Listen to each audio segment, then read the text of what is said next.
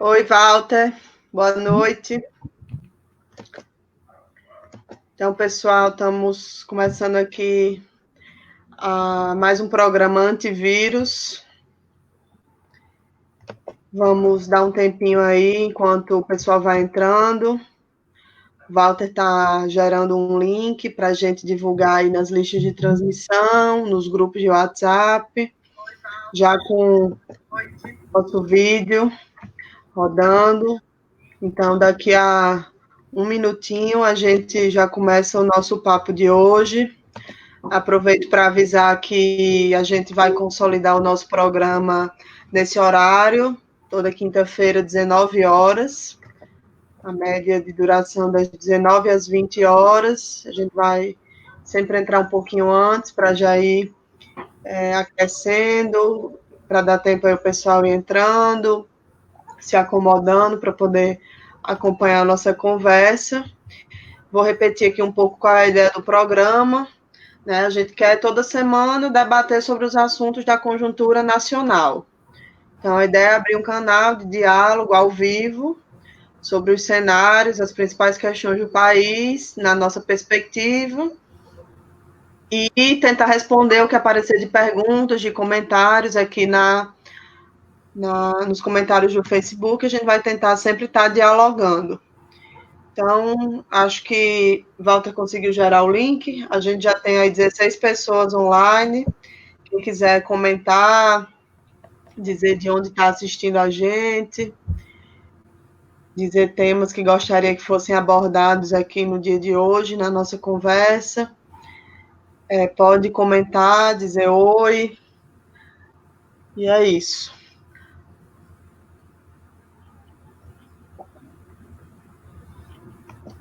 Vamos lá?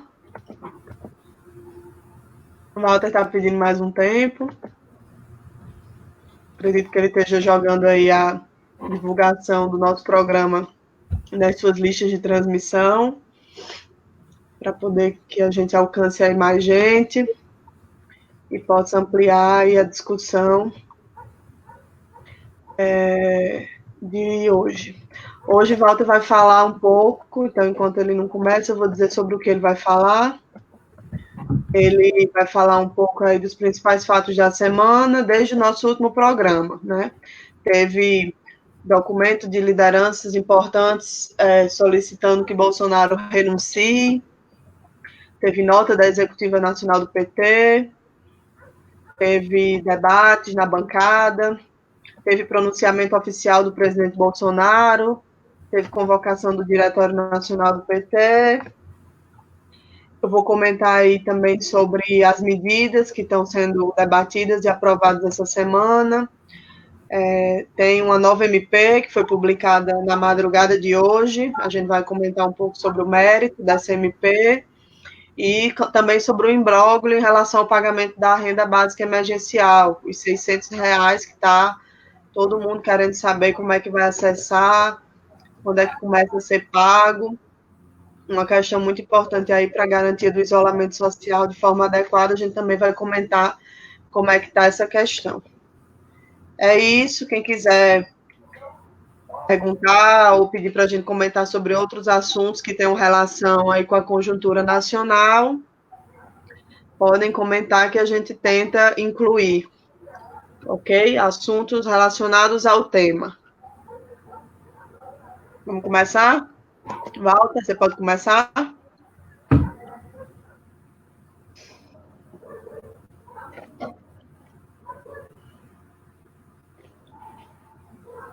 Nossos telespectadores estão esperando.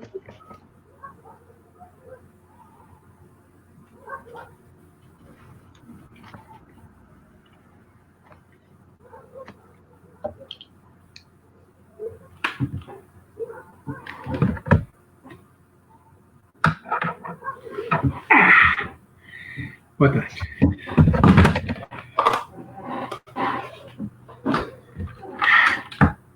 Comece. É que eu tenho várias listas de Zap e eu estava mandando o link por essas listas. E ainda mais, são apenas 6 minutos. É o tempo de formar um certo grupo. Bom, como a Natália já explicou, o nosso programa de hoje vai começar com uma panorâmica do que ocorreu desde o programa anterior. O som que está vazando aqui ou está vazando aí? Não, aqui está ótimo, pode continuar. Muito bem. Então, um segundo para eu eliminar eventuais fontes de som aqui. Um segundo mais. Não vamos entrar em pânico. Não vamos entrar em pânico. Bem, acho que agora vai. Bom, pessoal, então a ideia é começar fazendo um panorama do que ocorreu durante a semana, né? Nós fizemos o nosso último programa, anterior a esse, no dia 26 de março. O programa começou às 8 da noite, porque durante a tarde do dia 26, ocorreu uma reunião da Comissão Executiva Nacional do PT. E nós, no dia 26, no programa, a partir das 8 da noite, nós contamos a vocês o que havia sido debatido, né, naquela reunião.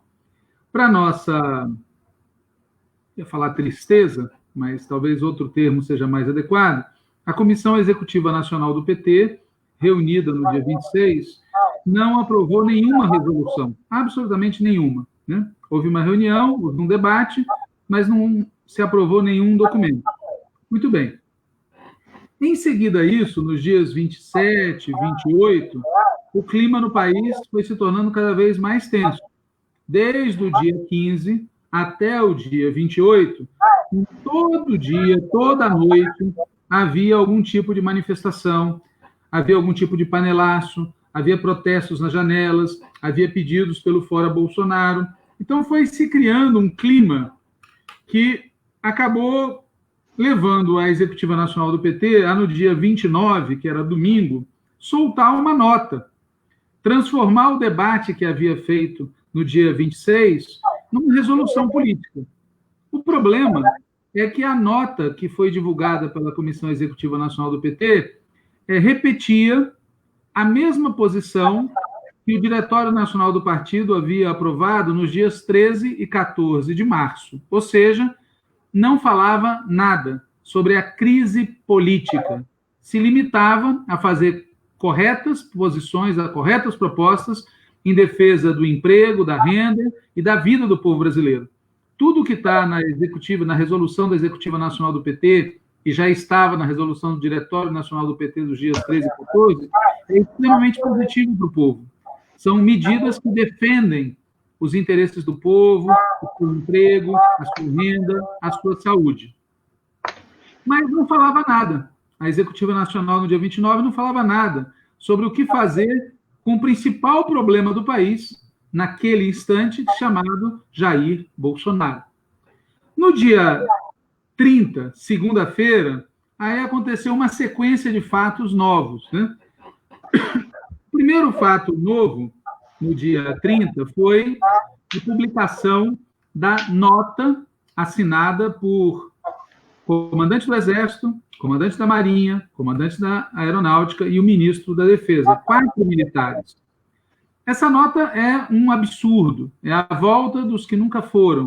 Uma nota que afirma que o golpe militar de 1º de abril de 1964 foi um ato em defesa da democracia.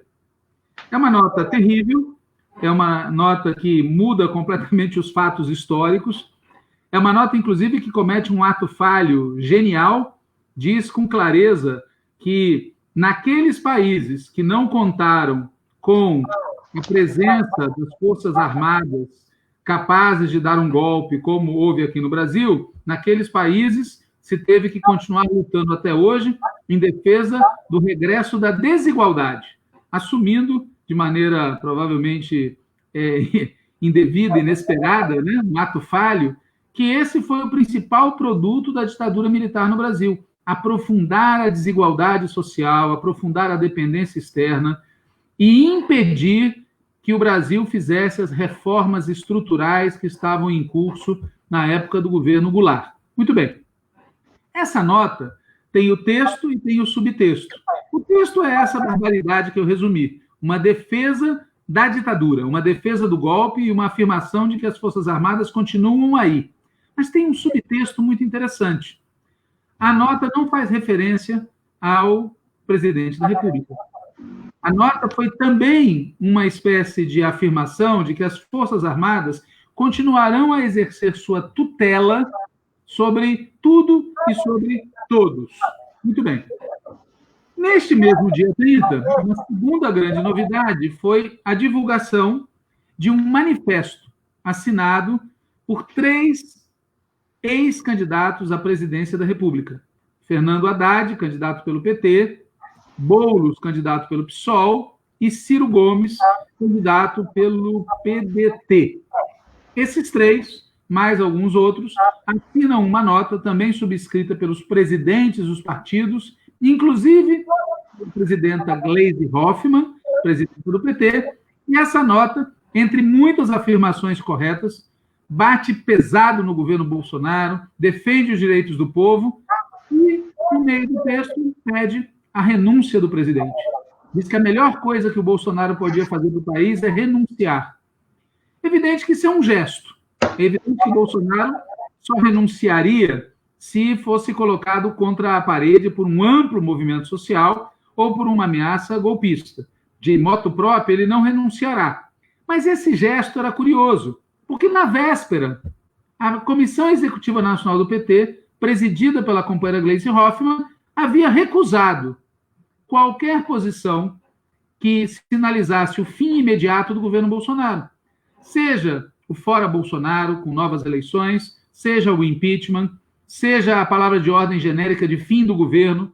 A Comissão Executiva Nacional, no domingo, disse que nada que dissesse imediatamente o governo deve ter fim deveria ser defendido pelo partido. E no dia seguinte, a presidenta do partido e o candidato a presidente da República do partido assinam uma nota pedindo a renúncia, que nada mais é do que o fim imediato do governo. Um dos argumentos usados na véspera, no domingo, é que não havia correlação de forças. Na segunda, passou a haver. Outro argumento usado no domingo é que se Bolsonaro saísse, entrava Mourão. Mas e se Bolsonaro renuncia? O que acontece? Notem que, de domingo para segunda, houve uma novidade. A novidade é, o partido, na véspera, tinha dito que há. E o presidente, a presidenta do partido e o candidato a presidente da República do partido na eleição passada disse que não há. Muito bem. Sendo essa a situação, no dia 31 de março, outra novidade. No dia 31 de março, é publicada uma entrevista dada pelo presidente Lula.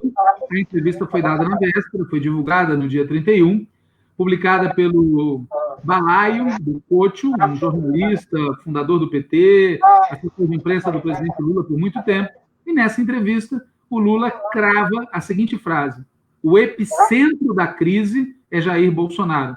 Ora, se ele é o epicentro da crise, é óbvio que ele tem que ser afastado imediatamente, senão a crise não terá solução.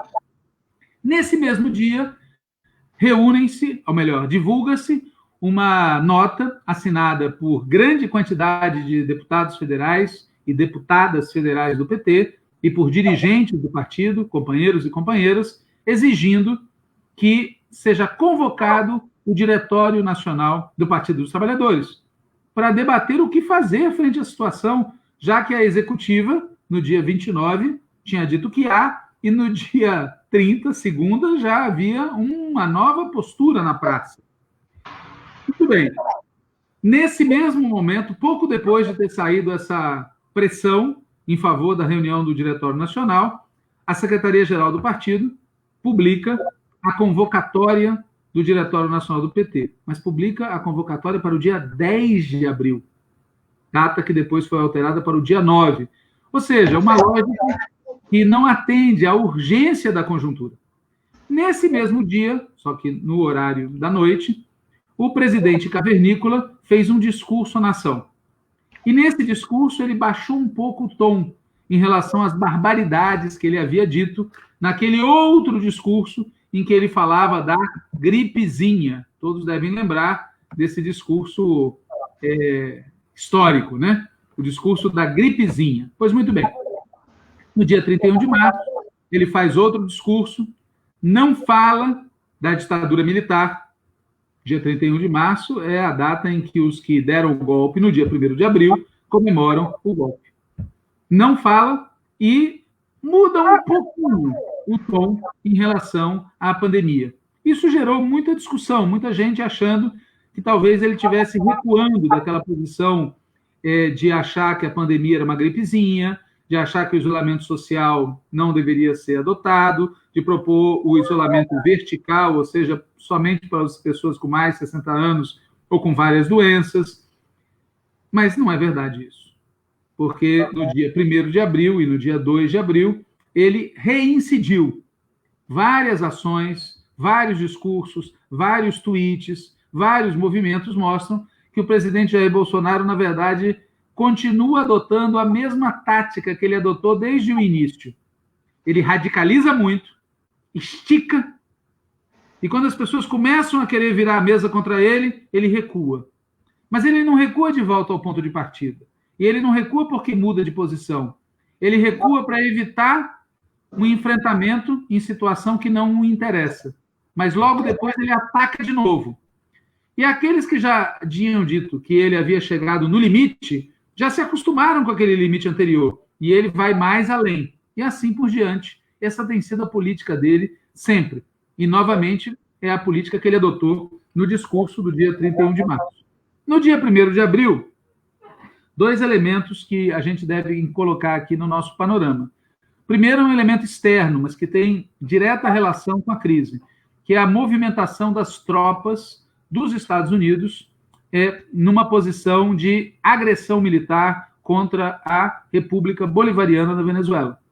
É inacreditável, mas é uma amostra de como se iludem aqueles que acham que estamos diante de um ataque externo, como se fosse um grupo de extraterrestres atacando o nosso planeta, e a nação unida vai lutar em defesa da humanidade. Papo. As classes dominantes, o imperialismo, os empresários, os ricos, não vão lutar em defesa da humanidade, vão lutar em defesa dos seus interesses. E a prova disso é que o país que hoje lidera a epidemia, a pandemia de coronavírus, dos Estados Unidos, em número de casos, em número de pessoas hospitalizadas, em estado grave e de mortos, o país que lidera acha tempo para atacar a República Bolivariana da Venezuela, deslocar tropas para a fronteira e acusar Nicolás Maduro de terrorismo, de narcoterrorismo e coisas do gênero. Ou seja, é a mostra de que nesse ambiente de crise tem pescadores de águas turvas tentando aproveitar a situação para se beneficiar dela e já criando o ambiente para o day after. Sempre foi assim. Por isso a classe trabalhadora, a esquerda, os setores democráticos não podem baixar a guarda. Não é o amor que vai nos permitir enfrentar essa situação. É a boa e velha luta de classes. No dia 1º de abril ainda, ocorreu um outro episódio. Na verdade, começou a rolar uma boataria muito interessante que prossegue no dia de hoje, que é a suposta transformação do general Braga, chefe da Casa Civil, em uma espécie de chefe do Estado-Maior do Planalto. Começou a correr o boato de que teria havido uma espécie de intervenção disfarçada e que o Bolsonaro não mandaria em mais nada. Essa conversa não é de agora.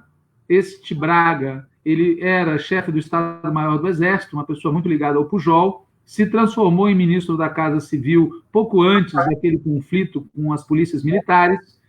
Ele realmente, aparentemente, ele estava lá com essa função de ser uma expressão mais direta do setor das Forças Armadas, que não é 100% bolsonarista. Mas não há nenhum sinal, pelo menos não há nenhuma comprovação de que seja verdadeira a tese de que o presidente tenha perdido os seus poderes. O que há é uma imensa boataria que confirma que, junto com a pandemia, nós estamos diante de um pandemônio político, uma balbúrdia, uma imensa confusão, uma crise, em especial, dentro da coalizão conservadora, inclusive dentro das Forças Armadas. Muito bem. Isso, chegamos então no dia 2 de abril. No dia 2 de abril, o que vale a pena destacar, em primeiríssimo lugar, é que na madrugada, ainda na passagem do dia 1º para o dia 2, sai a notícia de que o presidente Cavernícola havia vetado parte da decisão do Congresso Nacional que garantia aquela renda de emergência de R$600 a R$1.200. É inacreditável a insensibilidade deste cidadão. A Natália vai falar mais sobre isso. Na prática, o que o Congresso decidiu ainda não se materializou numa ajuda concreta e direta ao povo. Ou seja, esse canalha que nos seus discursos fala que está preocupado com o emprego, fala que está preocupado com o autônomo, fala que está preocupado com o servidor, ele age no exato contrário disso. E, além disso, também na madrugada do dia 1º para o dia 2, é publicada uma medida provisória que retoma aquelas iniciativas já comentadas aqui, de outra oportunidade, sobre a redução de salários e sobre a possibilidade de congelamento de contratos de emprego. Sobre isso, que é a novidade do dia de hoje, eu peço que a Natália converse com a gente. Então, boa noite a todo mundo que está assistindo a gente. A gente tem mais de 120 pessoas, Walter, assistindo agora, gente do Brasil inteiro. E aí eu queria começar falando sobre essa questão da renda emergencial, né? Primeiro que está tendo muita dúvida sobre isso, né? Sobre como acessar, sobre quem tem direito.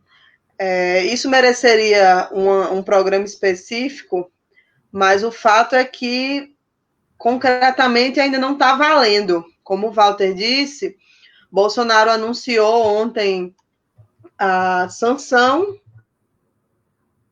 Na prática, ele anunciou que sancionaria, porque no Diário Oficial de hoje não saiu a publicação da sanção da lei da renda emergencial, nem dos vetos. Então, assim, a gente queria até hoje estar debatendo o conteúdo dos vetos dele, mas, na prática, nem os vetos estão valendo porque a lei não existe, né? Então, o que a gente tem até agora é um anúncio de sanção. Claro que a qualquer momento ele pode sancionar, efetivamente publicar, mas isso não aconteceu, e não é por acaso que não aconteceu, né?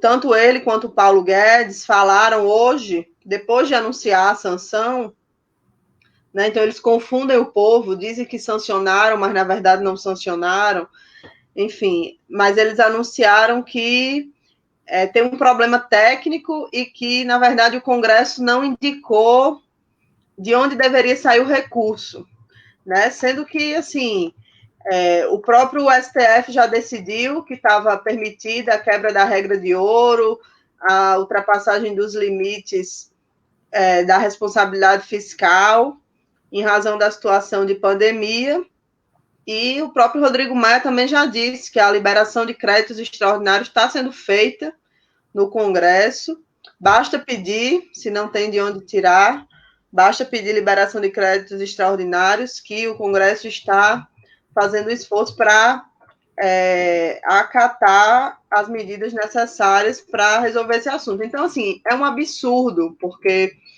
para liberar mais de 1 trilhão para os bancos, Paulo Guedes, no instante, soube de onde tirar, né? Ontem estava em debate lá na Câmara o tal do orçamento de guerra, e tinha um parágrafo que foi retirado sobre desvinculação de receitas, que previa desvinculação de tudo, exceto da receita do pagamento da dívida.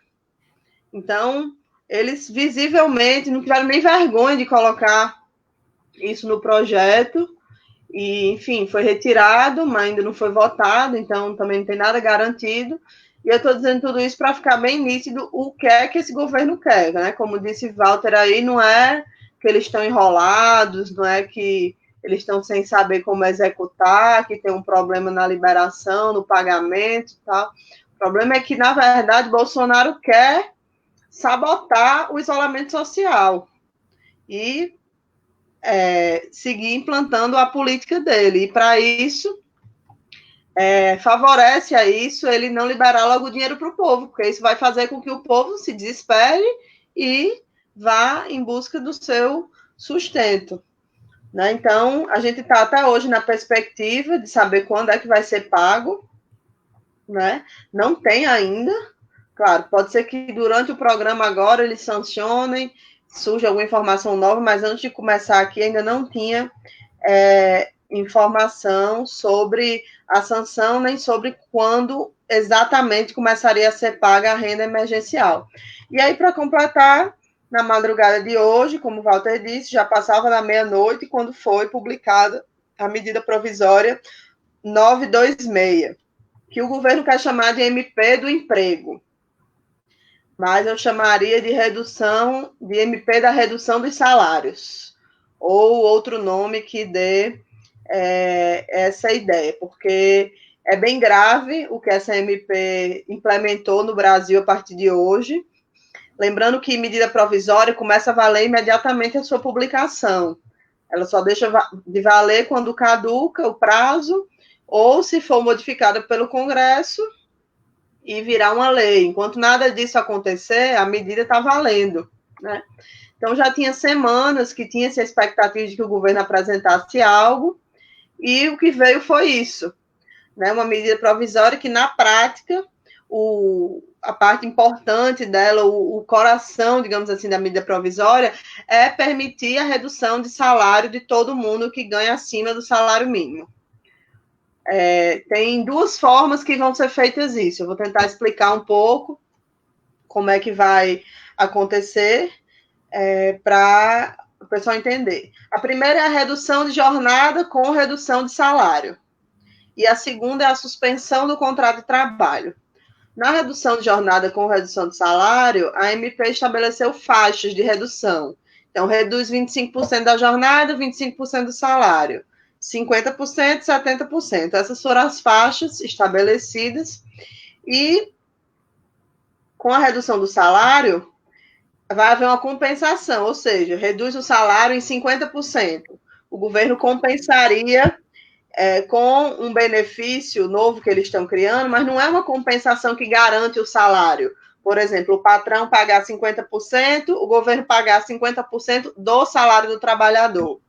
É uma proporcionalidade que não garante a renda de quem ganha acima do mínimo. Quem ganha 1.500, quem ganha 1.800, quem ganha R$2.000, em todos os cálculos que a gente está fazendo de quem ganha acima do mínimo, pouco ou muito acima, tem perda salarial para os trabalhadores. Por exemplo, quem ganha R$2.000, se tiver uma redução de 50% do seu salário na empresa, salário e jornada, reduziu 50%. Então, o patrão vai pagar 1.000, certo?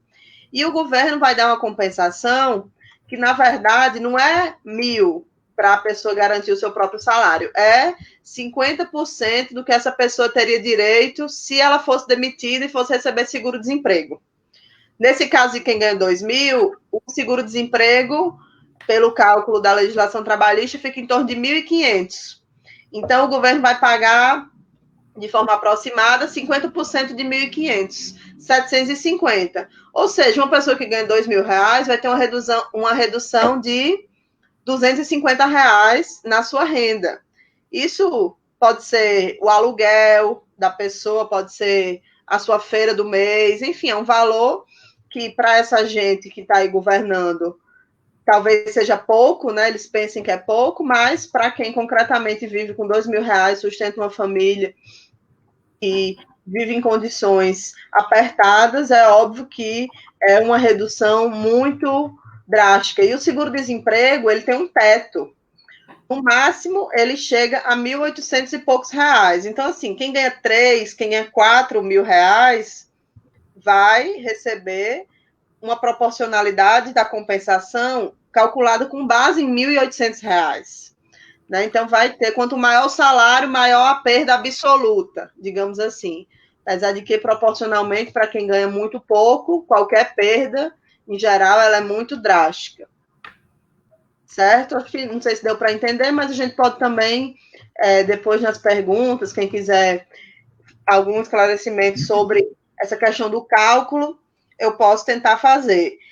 Eu estou falando isso no detalhe, Walter, porque eu acho que é importante as pessoas entenderem, provavelmente é assim que vai funcionar nesses meses, entendeu? Dificilmente uma medida provisória, a não ser que o STF suspenda ou que o Congresso devolva, não tem um cenário muito possível hoje de que essa medida provisória seja emendada e melhorada a tempo de valer de outra forma.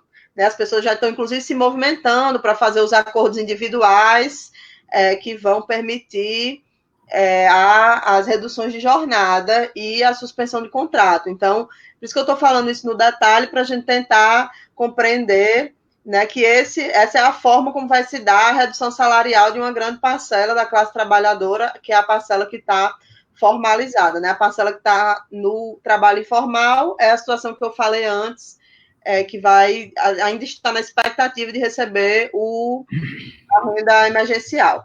Além dessa questão da suspensão, da redução da jornada com redução do salário, a outra possibilidade que a MP prevê é a suspensão do contrato de trabalho.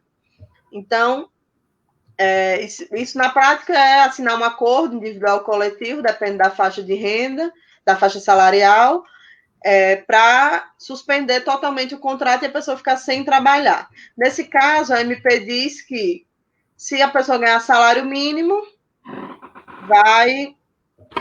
o governo vai cobrir o salário mínimo. Quem ganhar acima do salário mínimo, de novo, o cálculo vai ser com base no seguro-desemprego. Então, é a suspensão de 100%, o benefício que a pessoa vai receber é o valor que ela receberia caso ela fosse demitida. Então, concretamente, essa segunda hipótese da suspensão de contrato do trabalho é colocar o trabalhador na condição que ele ficaria caso ele fosse demitido. Né? Então, é bom a gente falar essa questão do seguro-desemprego, porque o seguro-desemprego, ele não é... O trabalhador recebe por 3 meses o valor do seu salário anterior, né? Ele é um valor que varia de 1.200 a 1.800, mais ou menos, e que, no caso de trabalhadores que ganham mais do que isso, e são colocados em situação de demissão, de desemprego, eles têm uma queda de renda. Então, na prática, na pandemia, na calamidade pública, o governo está colocando os trabalhadores na condição de demissão, né, na situação que eles ficariam caso fossem demitidos. Retira outros direitos também, por exemplo, contagem do tempo para aposentadoria, nessa situação da suspensão, não conta o tempo para aposentadoria.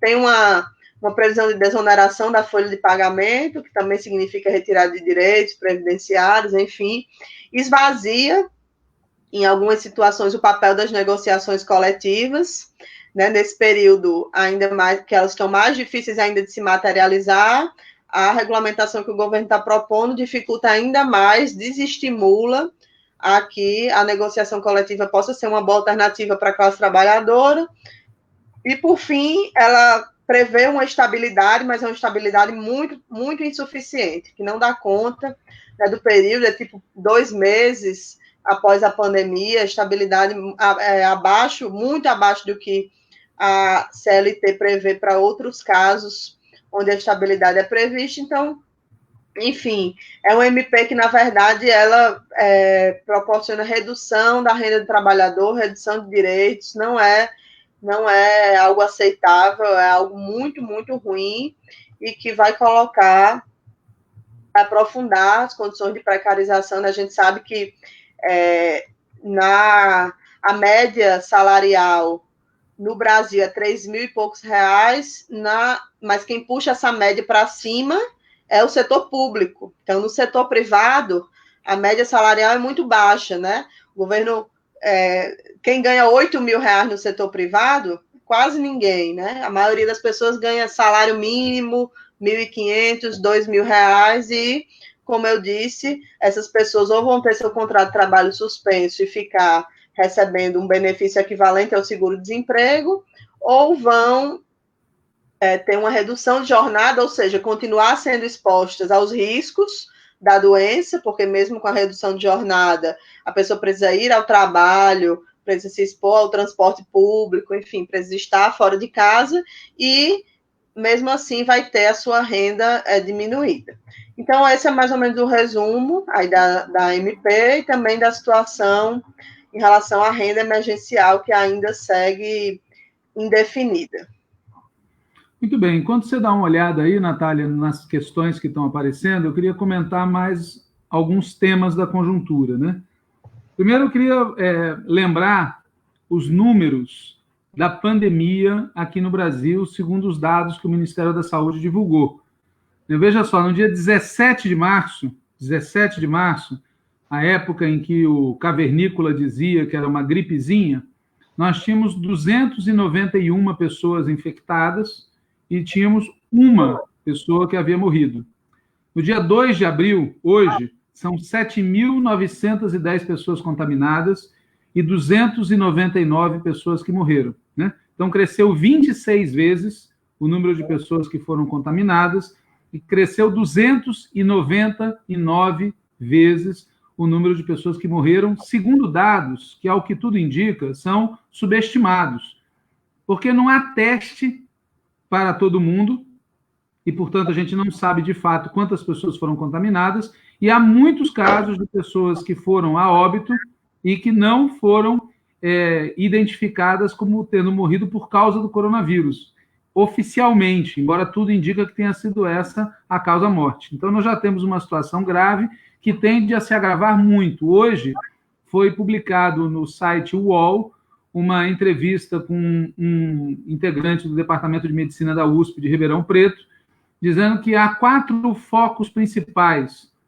no Brasil inteiro: Fortaleza, Brasília, Rio de Janeiro e São Paulo, que era essencial que os aeroportos dessas cidades fossem cerrados, que era essencial que houvesse uma quarentena total, e na avaliação dele, nos próximos dias, vai se multiplicar pelo menos por 5 esses números que eu falei. Por quê?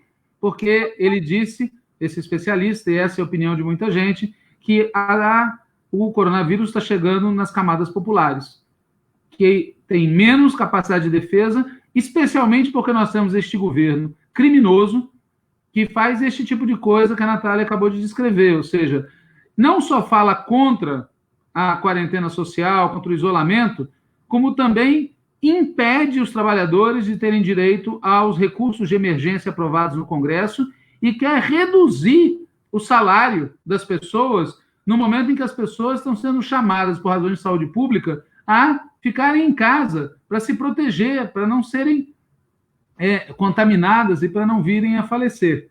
Então, essa é a primeira coisa. A gente tem um cenário para as próximas semanas de agravamento da situação de saúde e da situação social. E, portanto, é possível que a gente tenha em escala ampliada aqueles fenômenos que já marcaram a história do Brasil no passado, de saques famélicos, de pessoas desesperadas tentando achar maneira de sobreviver, né? Então, é uma situação muito grave, por isso mesmo há quem diga, né, o próprio governador Flávio Dino comentou algo nesse sentido hoje, que o Bolsonaro, na verdade, está empurrando o país para um ambiente de caos social, de maneira planejada, consciente, para justificar uma intervenção militar em um estado de exceção ainda mais duro do que aquele que a gente já tem. E veja que nós temos aqui do lado o país chamado Equador, tá certo? Onde também há um governo muito ruim para o povo, e na principal cidade do país, não a capital, Quito, mas é uma das cidades mais ricas do país, que é Guayaquil, você tem a cena tétrica de cadáveres nas ruas. Nas ruas. As pessoas estão morrendo e ficando estiradas nas ruas, porque, segundo um próprio morador gravou, tá certo? O governo diz que não tem ambulância, não tem carro, não tem como retirar os corpos. Então, é este tipo de situação que a gente enfrenta em governos que não dão atenção para as necessidades populares. Esse era um primeiro comentário. O segundo comentário que eu queria fazer é que a situação mantém na ordem do dia a necessidade de debater o que fazer com esse governo. Quer dizer, está na cara que não dá para esse governo continuar até 2022. Não apenas por ele ter sido maculado na origem, mas principalmente porque o seu programa é antissocial, ele é antidemocrático, é antinacional, num momento em que isso causa danos muito brutais para a população, danos imediatos. Quer dizer, é uma coisa muito louca, né? Que a gente, num país nacional grande como é o Brasil, o governo federal seja o agente de desorganização da luta contra a pandemia. Então, é preciso resolver isso com urgência.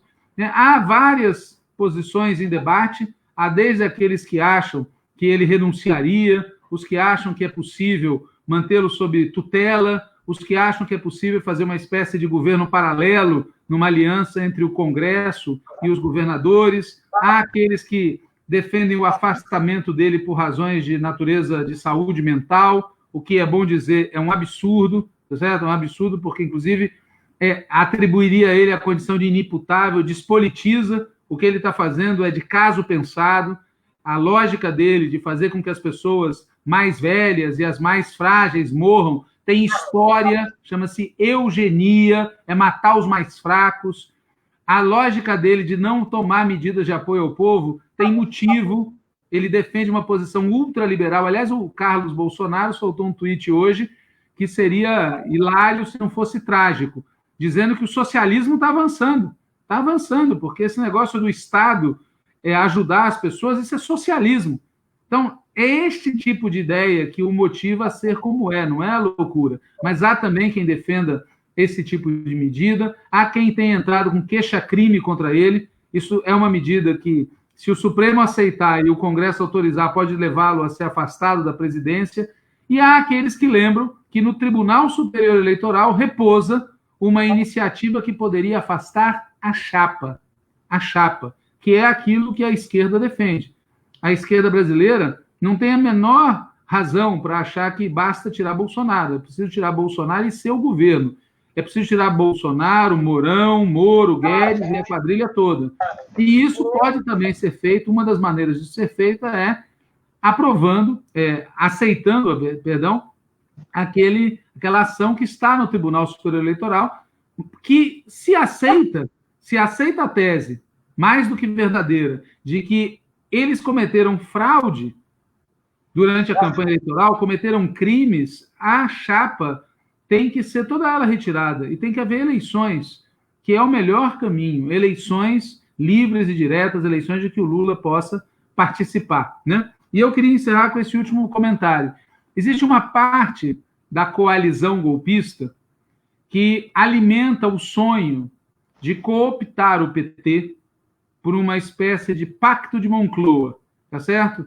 Todos juntos contra a loucura, todos juntos contra o neofascista, todos juntos contra o Bolsonaro. E o PT entra como apoio para uma ação que não vai tocar nas premissas ultraliberais e reacionárias do governo Bolsonaro, né? Há muita gente fora da esquerda que está trabalhando com essa ideia, fazem acenos, tentam seduzir, e há gente também no campo democrático que cultiva essa ideia. E parte disso explica o fato de que, mesmo em setores democráticos, se tenta esconder, deixar silencioso, esquecer da figura do Lula. Nós pensamos exatamente o contrário. Quer dizer, a solução democrática passa por eleições para presidente, rapidamente, o mais urgente que for possível, afastamento do Bolsonaro, do Mourão, de todo esse governo, e é preciso recuperar os direitos políticos do companheiro Lula, para que ele, inclusive, possa concorrer a essas eleições. E é fundamental, acima de tudo, que quem assuma o governo esteja disposto a fazer uma política antagônica, completamente diferente dessa política ultraliberal que estava causando crise econômica, crise social, miséria, antes da pandemia chegar aqui. A maior pandemia que a gente tem aqui é essa pandemia neoliberal, ultraliberal. A gente tem uma aliança do bolsonavírus com o coronavírus. E essa aliança precisa ser derrotada, destruindo os dois vírus que estão danificando a vida do povo brasileiro. Obrigada, Walter. Então, também queria comentar algumas coisas. Algumas que eu vou comentar já tem a ver com algumas perguntas que surgiram, outras eu vou pedir para a Walter comentar fiz um apanhado aqui do que surgiu de perguntas. Primeiro, algumas pessoas estão questionando sobre o que eu falei em relação aos bancos e a questão da dívida pública, né? Primeiro que eu dei uma pesquisada aqui para ver a data exata, e no dia 23, 24 de março, ou seja, 10 dias atrás, o governo já anunciou um pacote de 1,2 trilhões, 1,2 para socorrer os bancos nessa crise, né? Então, é um pacote, inclusive, maior do que o que foi aportado na crise de 2008, na época era o governo Lula, e já indica, né, independente disso, se isso for ou não implementado nesse valor, mas indica qual é a disposição desse governo, a quem ele busca dar respostas, quando só hoje, dia 2 de abril, alguma coisa é dita em relação aos trabalhadores, e é do jeito que é, muito ruim. Lá atrás, 10 dias atrás, quando a crise estava em outro patamar, já foi anunciado um pacote trilionário para os bancos. Sobre a dívida pública, o valor dela é em torno de 150 bilhões, que está previsto na LOA 2020. Então, veja, o governo está fazendo o que está fazendo, não está cobrindo os salários dos trabalhadores, não está pagando o auxílio de R$600, e mesmo assim quis que no orçamento que desvincularia todas as receitas de todas as áreas, essa receita de 150 bilhões para o pagamento da dívida pública permanecesse vinculada, né? Então, acho que são fatos emblemáticos, né, enfim, a serviço de quem esse governo está, a gente não tem nenhuma dúvida, mas agora, num momento de desespero do povo, como esse que a gente está vivendo agora, fica ainda mais evidente, né? Então, além disso, eu queria comentar, teve uma pergunta sobre a questão dos autônomos, né? Em relação a como vai funcionar, quem não está no CAD único. Na verdade, o fato do projeto de lei não ter sido sancionado trava bastante coisa, inclusive a regulamentação em relação aos procedimentos. Mas o que a gente tem de informação até agora é que vai ser feito um cadastramento específico, através de autodeclaração, outros tipos de comprovação de renda e de trabalho informal, que vão permitir, mesmo quem não está no CAD único, se cadastrar como autônomo para receber o valor do benefício. Mas isso a gente só vai saber mesmo quando a coisa começar a valer, né? Além disso, Walter, teve mais algumas perguntas aqui. Uma delas você já comentou, duas, na verdade, que é sobre essa questão do TSE e da anulação da fraude de 2018. Teve uma companheira aqui que perguntou: você acha possível, né? Você acha possível que o TSE casse a chapa? Outra pessoa perguntou: por que o TSE ainda não anulou a fraude de 2018? Né? Outra pessoa comentou assim: como você avalia essa demora para caçar, uma vez que foram apontados os crimes eleitorais? Eu acho que esse era uma coisa interessante da gente comentar, porque é um tema que está aí no nosso debate em relação às saídas para acabar com o governo Bolsonaro, né? Tem várias, muita gente fala de impeachment, alguns dos nossos, inclusive, falaram essa semana de renúncia, como o Walter já comentou, mas tem uma CPMI que está apurando a questão das fake news nas eleições, inclusive a sua prorrogação foi encaminhada hoje, foi lida hoje na mesa do Congresso Nacional, e é um instrumento aí que a gente tem à disposição para estar engordando o caldo, engrossando o caldo da comprovação da fraude de 2018. É claro que a gente não tem nenhuma ilusão de que o TSE vai ser o nosso aliado para a derrubada do governo Bolsonaro, mas eu acho que é algo que a gente tem que colocar no nosso radar e no nosso leque de pressões a serem feitas. Não pode descartar que os crimes estão ficando cada vez mais evidentes, os crimes de 2018, a questão das fake news, que inclusive atacam as instituições do judiciário, do legislativo, então, enfim, alguma eventual contradição nesse bloco golpista, que é composto também pelo judiciário, pode vir a nos trazer alguma surpresa aí, enfim, acho que é algo que a gente tem que trabalhar também. Se Walter puder comentar também o que ele acha sobre isso, seria legal. Outra coisa, para a gente finalizar aqui, tem algumas perguntas, tem uma pergunta sobre a questão dos navios da Marinha Americana na Venezuela, o que é que isso representa, Walter comentou isso no início, mas a gente está com pouco tempo, se ele quiser comentar também. Tem outra pergunta sobre um movimento no dia 5, incentivando a volta ao trabalho. Eu não estou sabendo desse movimento, mas tem uma companheira aqui que comentou sobre isso. Acho que é isso. Tem outros comentários aqui, mas como a gente já está em quase 1 hora, então acho que você pode comentar isso aí, depois a gente encerra. Primeiro eu queria reafirmar isso que a Natália falou, acerca do sistema financeiro, dos bancos, da dívida pública.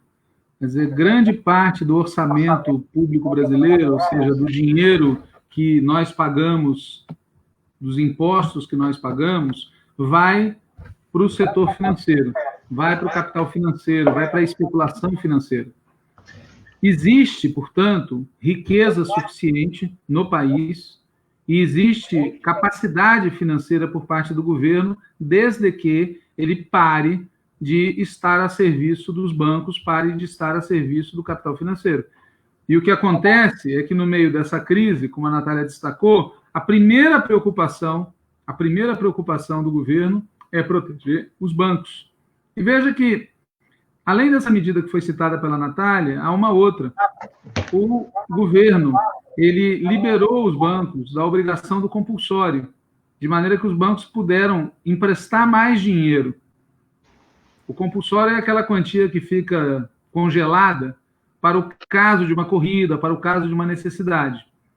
E o que os bancos fizeram? Colocaram dificuldades para emprestar dinheiro para empresas e continuam mantendo a taxa de juros para empréstimos de pessoas físicas na lua. Ou seja, o setor financeiro continua sendo o grande privilegiado da política econômica brasileira. Enquanto isso não acabar, enquanto a gente não estatizar os grandes bancos privados, acabar com a ditadura do capital financeiro, o resto todo vai continuar sendo muito difícil, muito difícil. Segunda questão que eu queria falar é sobre os cenários, que tem a ver com esse tema do TSE. Eu já falei isso em programas passados, mas eu quero retomar. Veja, o primeiro grande cenário é o Bozo continuar lá, é o cavernícola continuar na presidência da República. Ou ele dando um golpe contra todos, ou ele fazendo um acordo com o setor do golpismo que tem conflitos com ele. Mas o cenário principal continua sendo ele ficar lá. Esse cenário só não vai prevalecer se o povo se movimentar muito, protestar muito. Bom, se o povo protestar muito, mas não o suficiente, tem um segundo grande cenário possível, que é dos golpistas se livrarem do Bozo, fazer um governo cavernícola sem o Capitão Caverna.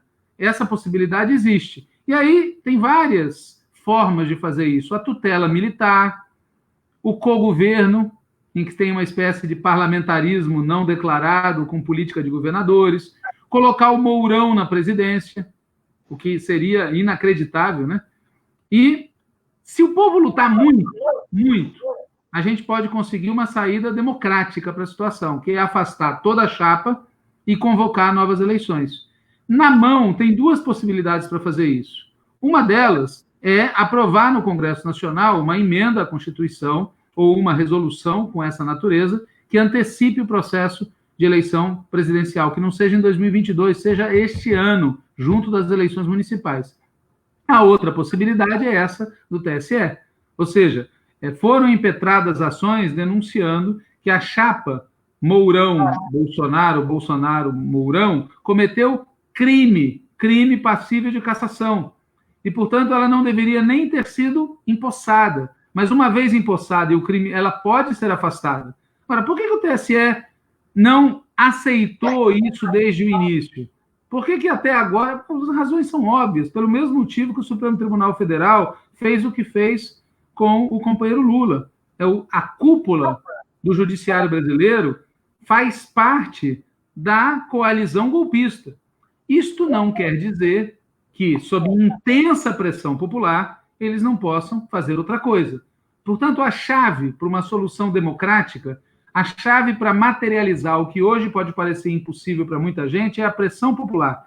E por isso tem muito simbolismo o PT, na reunião do seu Diretório Nacional, aceitar a palavra de ordem fora Bolsonaro. Né? O companheiro Genuíno e eu estávamos conversando um desses dias e comentávamos sobre uma opinião dada por um amigo comum nosso, chamado Celso Marcondes, jornalista, petista, foi diretor do Instituto Lula, que lembrava uma coisa óbvia. A ditadura começou, no dia seguinte as pessoas já falavam abaixo a ditadura. As pessoas falavam abaixo a ditadura nas manifestações, falavam abaixo a ditadura nas prisões, falavam abaixo a ditadura no Araguaia, falavam abaixo a ditadura nas fábricas, falava abaixo a ditadura no movimento estudantil, mesmo quando a ditadura estava bombando.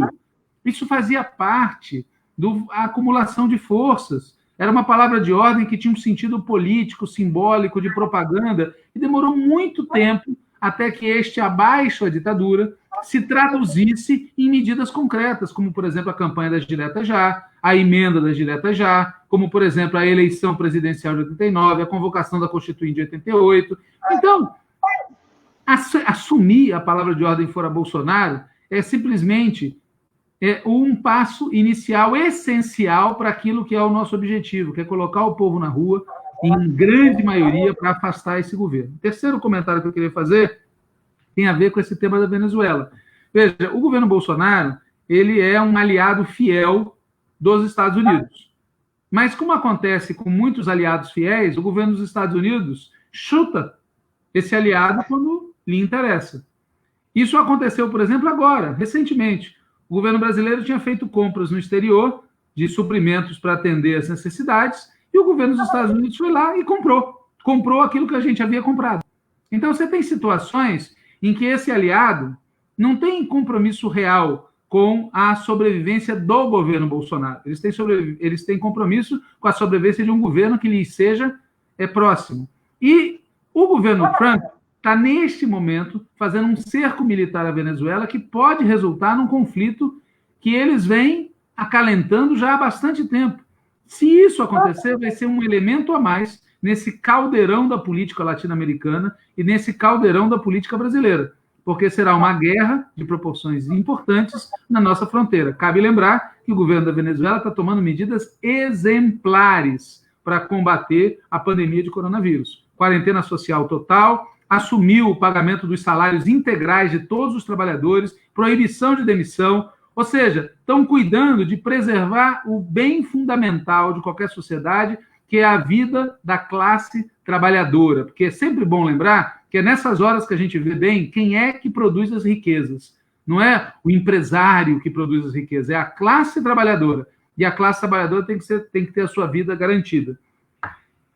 Tem uma parte do empresariado brasileiro e da direita brasileira que, obviamente, não concorda com isso. Esse movimento de volta ao trabalho. Veja bem, nós queremos que tenha trabalho para todo mundo, nós queremos que tenha emprego para todo mundo, mas nós não queremos que as pessoas morram. Nós queremos que as pessoas, neste momento, fiquem seguindo as orientações médicas, em quarentena, para reduzir o contágio do vírus.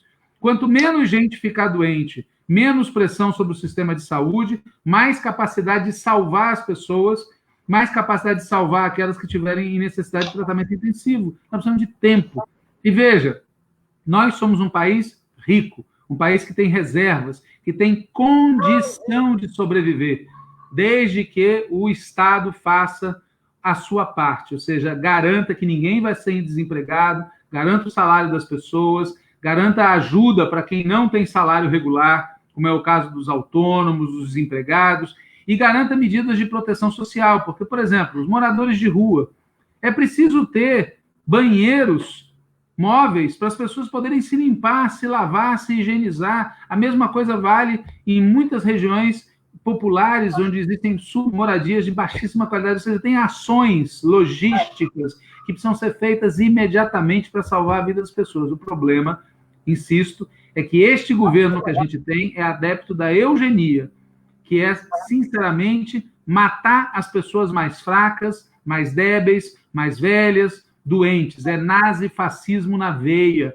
Se a gente não se lembrar que o Bolsonaro disse, há muitos anos atrás, que a solução para o Brasil era ter uma guerra civil para matar umas 30 mil pessoas, e se morresse inocente, ele fez assim, se morresse inocente, tudo bem. É essa a cabeça deste cavernícola que nos preside. E por isso ele precisa sair em defesa da vida, ele precisa sair imediatamente. Último comentário que eu queria fazer antes de passar a palavra para Natália encerrar aqui o nosso antivírus, que a gente, como ela falou, a gente está fazendo um esforço de fazer um programa de 1 hora, certo? Para não atrapalhar as centenas de lives que povoam o nosso dia. Não sei se vocês já viram um card que diz assim, eu morro de medo de abrir a geladeira e ver um live lá dentro, porque é inacreditável.